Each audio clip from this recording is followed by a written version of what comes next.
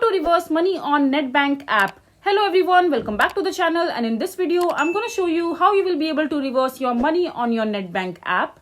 So the process of reversing money on your Nedbank app is quite simple. First of all, you need to download the application in your device, and once you download the application, just simply log into your account using your credentials like your customer ID with the Nedbank, and after that just mention your password and simply log into your account. And once you're logged in into your account, just simply click on the three-dot menu icon from the top right corner of the screen, and over here just select the bank section from the top. And now under the bank section you will be able to see a bunch of options.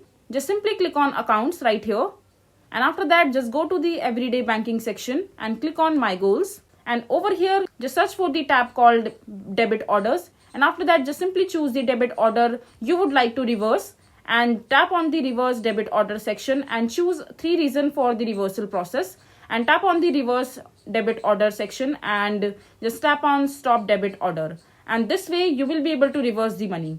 So this is basically how you will be able to reverse money on your Nedbank app. I hope you find this video to be helpful. So that is it for this video. If you find this video to be helpful, make sure to hit that like button and don't forget to subscribe to our channel for more such informative videos, and I'll see you the next time.